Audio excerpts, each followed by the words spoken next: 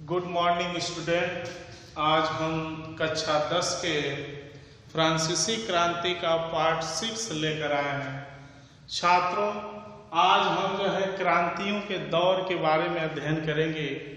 जैसा कि इसके पहले कई जो है पॉइंट्स आपको बता चुके थे, और छात्र ध्यान रखें जो भी पढ़ाया जाए उसको नोट भी बनाते रहें। क्रांतियों का दौर जो है 1830 से 1848 ईस्वी का जो समय चला है उसे क्रांतियों का दौर कहा गया। फ्रांस में खास करके जब क्रांति हुई है उसके बाद उसके अलावा भी कई राष्ट्रों में जो है क्रांति होना शुरू हो गई है। तो बात करें छात्रों, सबसे पहले फ्रांस की जुलाई क्रांति, जैसा कि आपको पूरे अध्ययन में हमने पढ़ाया है। ये जुलाई क्रांति भी जो है कि फ्रांस की क्रांति का सबसे इम्पोर्टेंट हिस्सा है। और इसमें जब नेपोलियन हार जाता है, जब चार जो है कि राष्ट्र मिल करके, जैसा इसके पहले हमने बताया है, मिल करके जब नेपोलियन को हरा देते हैं, उसके बाद जो है शासक जो बनता है वह जो है हारने के बाद लुई 18वां को लोग शासक बनाते हैं। लुई 18वां को नेपोलियन के हार के बाद शासक बनाया जाता है, जो कि बहुत ही अच्छा, चूंकि जो है शासक बनाया जाता है। लेकिन ये जो है कि बड़ी स्वाभाविक बात थी कि लुई 16वां या लुई 14वां या 15वां जैसे ये शासक नहीं था। लुई जो 18वां था यह एक बहुत अच्छा शासक था। यह शासक इतना अच्छा था कि यह अमीर गरीब में कोई भेदभाव नहीं जो है करता था। अमीर गरीब सबको सम्मान देता था और कोई भी भेदभाव यह नहीं करता था छात्रों। और अपने समय में ही इसने एक काम किया, संविधान सुधारों की घोषणा किया। इसने कहा कि संविधान में सुधार होगा, संविधान में जो भी त्रुटियां हैं उसको सुधारा जाएगा, कोई कमी नहीं रहने दिया जाएगा। इस तरीके से छात्र यह तो है कि संविधान सुधारों की घोषणा किया। बड़ी जो है कि दुर्भाग्य की बात है कि उसके बाद 1824 में उसकी मृत्यु हो जाती है।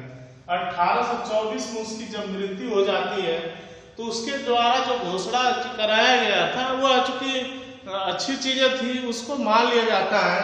लेकिन जब इसकी जो है कि मृत्यु हो जाती है तो वह उसके बाद जो है चार्ल्स दसम जो है शासक जो है कि बनता है। चार्ल्स दसम नाम का व्यक्ति शासक बनता है, राजा बनता है, जो कि एक स्वेच्छाचारी और निरंकुश राजा था। स्वेच्छाचारी और निरंकुश राजा था। मनमाने तरीके से यह जो है कि कार्य करता था। जैसे पुराने शासक हमने बताया, इसके पहले जितने शासक हुए थे सभी लोग मनमाने ढंग से काम करते थे। वही जो है हाल इसकी भी रही, चार्ल्स दसम की भी वही हाल रही, जो निरंकुश राजा रहा। और इसने क्या किया, कुलीन और चर्च को, यानी चर्च और कुलीन को ताकत दे दिया। पहले क्या था, इसके पहले जो शासक लोग बने थे उसने, इस शासक के पहले उसने क्या किया था, चर्च और कुलीनियों का महत्व जो बिल्कुल जो खत्म कर दिया था। कोई भेदभाव नहीं किया था, उनकी पावर को कम कर दिया था, उनके पावर को। परंतु यह जब चार्ल्स दसम आता है यह फिर क्या करता है, चर्च और कुलीनियों को ताकत दे देता है। चर्च यानी वो पादरी वर्ग, खास करके जो चर्च में रहता था, और कुलीन माने अमीर वर्ग के लोग, इनको फिर पावर मिल जाता है। और फिर यह जो है कि पहले जैसे फिर अत्याचार करने लगते हैं। फिर छात्र बात करें, उदारवादियों का दमन किया, जो कि अच्छे विचारधारा के लोग थे। लीबर हमने बताया था इसके पहले, जो कि सुधारवादी विचारधारा के मानने वाले थे, उनको उदारवादी कहा गया, या स्वतंत्र विचारधारा को मानने वाले। तो इन उदारवादियों का इसने दमन कर दिया। उदारवादी विचारधारा का जब भी कोई प्रचार प्रसार करता था या कोई जो है कि आगे बढ़ाने का काम करता था तो उसको इसने हटा दिया, यानी पूर्ण रूप से उसको मानने से इनकार कर दिया। और उसे जो लोग भी उस क्षेत्र में थे उनको जो है उनके साथ दुर्व्यवहार भी किया। और तीसरा गलत काम क्या करता है, अखबार भाषण पर पाबंदी लगा दी। अखबार भाषण पर पहले जैसे सेंसरशिप था, फिर सेंसरशिप हटाई गई थी। फिर उसके बाद यह जब आता तो फिर वही सेंसरशिप लगा देता है, या कहा जाए उस पर पाबंदी लगा देता है। और बिना इसकी इजाजत के कोई भी व्यक्ति जो है कोई ऐसी किताबें या अखबार नहीं छाप सकते हैं जो राजा के खिलाफ हो या इसके हितार्थ में न हो। ऐसे में उसके खिलाफ न छापने के लिए इसने पूर्ण रूप से पाबंदी लगा दिया और पहले वह जो है निर्देश दिया, लेकिन फिर जो नहीं मानता था छापने से उसको जो है जेल में भेज देता था। पूर्ण रूप से छात्रों जेल में भेज देता था। जो लोग भी अखबार छापते थे अपनी मन मर्जी के बिना इसकी इजाजत के, उनको जेल जाना पड़ता था।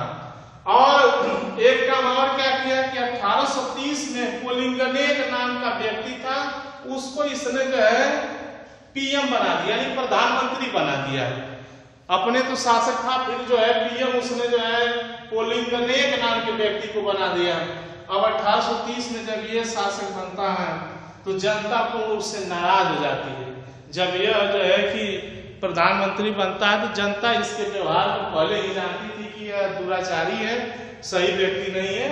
इसलिए इसने जो है पूरा विद्रोह कर दी जनता ने। और फिर क्या हुआ छात्रों, इस पोलिंगनेक ने जो है 25 जुलाई को 4 अध्यादेश जारी किया। 25 जुलाई को 4 अध्यादेश। अध्यादेश का मतलब होता है छात्रों, इस समय अध्यादेश की बात करें तो अध्यादेश का मतलब जब जो है कि सांसदों की बैठक नहीं चलती है, ऐसे में शासक किसी इमरजेंसी या किसी बहुत जरूरी कार्य के लिए कोई कानून जो है कि लागू कर देता है और उसको बाद में प्रमाणित करा लेता है, उसको अध्यादेश कहते हैं। इसने भी उस समय में अध्यादेश जो है जारी कर किया, जिसमें क्या था, गरीबों का नुकसान था और अमीरों को लाभ पहुंचाना था। जिसमें ज्यादातर गरीब लोग जो थे उनका नुकसान था और जो अमीर लोग थे उनको ज्यादा फायदा होने वाला था। ऐसा अध्यादेश इसने जारी किया।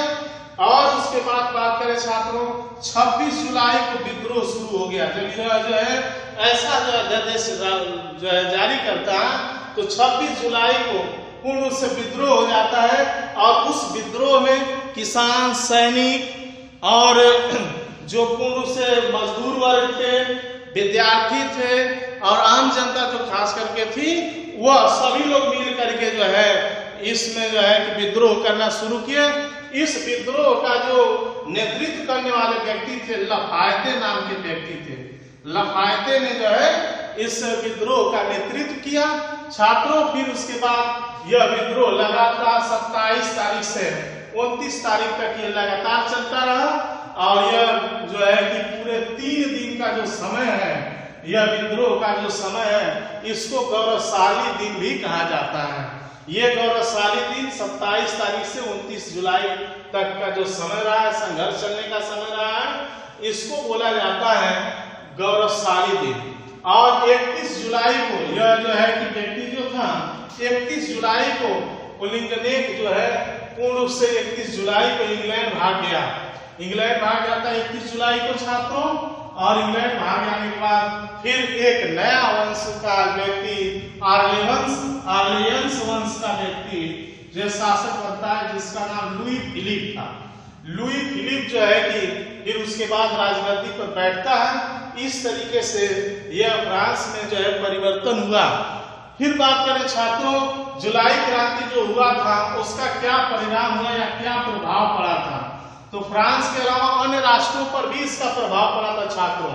जैसा कि इसके पहले मेटरनिख ने कहा है कि जब फ्रांस छींकता है तो पूरे यूरोप के देशों को या पूरे यूरोप को सर्दी जुकाम हो जाता है। ऐसे विचारधारा कहने वाले जो व्यक्ति थे मेटरनिख ने कहा ये बातें कि जब फ्रांस छींकता है तो पूरे यूरोप को सर्दी जुकाम हो जाता है। यहाँ कहने का तात्पर्य ये है कि जो फ्रांस लागू करता है वो पूरी यूरोप में लागू हो जाता है, या जो क्रियाएं करता है फ्रांस वह पूरे देश करने लगते हैं। और बात करें छात्रों कि कौन कौन से जो है इस क्रांति का जो है पूर्ण रूप से कौन कौन जो है राष्ट्रों पर पूर्ण रूप से प्रभाव पड़ा है, तो सबसे पहले बात करें इसमें स्पेन की। स्पेन के शासक थे फर्डिनेंड के विरुद्ध आंदोलन वहां की जनता ने कर दिया। और जनता ज्यादातर चाहती थी कि हमें सुख सुविधाएं मिले, हमें जो है पूर्ण रूप से सुख सुविधा मिले। और इसका परिणाम हुआ कि स्पेन के शासक को लास्ट में उसको पूर्ण रूप से सुविधा देनी पड़ी उनकी जनता को। और वो जनता जो है तभी जाकर के ये क्रांति को जो है रोकती है।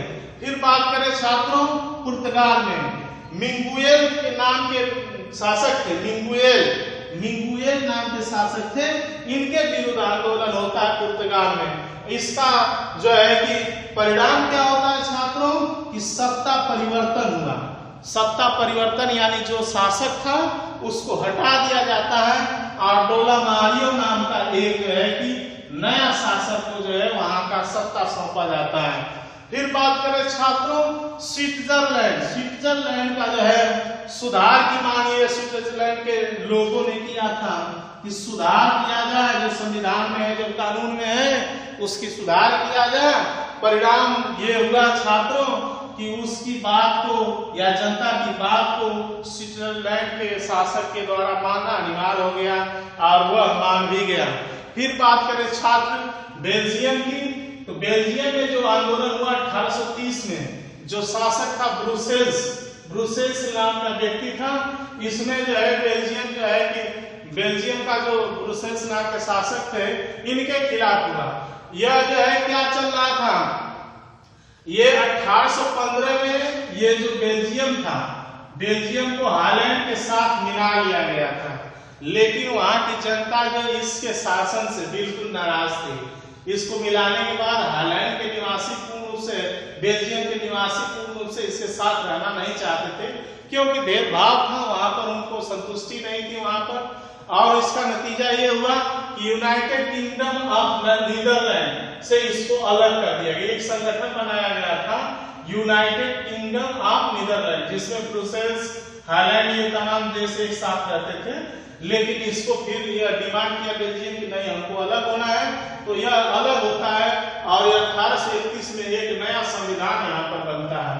तो ये सब क्रांति बात करें छात्रों तो फ्रांस की क्रांति से ही इस सब पर प्रभाव पड़ा है। इसके पहले कोई विशेष ध्यान नहीं देता था इस सब के बारे में। फिर बात करें छात्रों जर्मनी और इटली। जर्मनी और इटली पर पूर्ण रूप से ऑस्ट्रिया का जो राजा था अप्रत्यक्ष रूप से शासन करता था। अप्रत्यक्ष रूप से ऑस्ट्रिया का राजा जो है जर्मनी और इटली पर शासन करता था और ऑस्ट्रिया के खिलाफ जो है ये विरोध जो है ये पूर्ण रूप से क्रांति हुई इसके विरुद्ध, और यहाँ पर जो है शासन जो है पूर्ण रूप से इसको आजाद करना पड़ा। फिर बात करें छात्रों पोलैंड की। पोलैंड 1830 में रूसी शासकों के प्रति असंतोष था।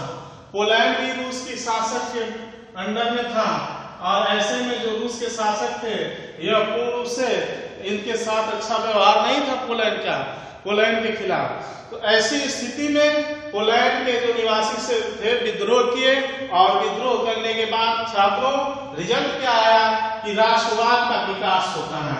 फिर राष्ट्रवाद का विकास होता है जिसमें पूरे जो है कि राष्ट्रवाद के विकास से पोलैंड और अन्य देशों में भी राष्ट्रवाद का प्रचार होता है। छात्रों बात करें फ्रांस की क्रांति से प्रभावित होकर के हमारे देश में भी क्रांति हुई है। इस तरीके से छात्रों आज का वीडियो बस यहीं तक। जय हिंद।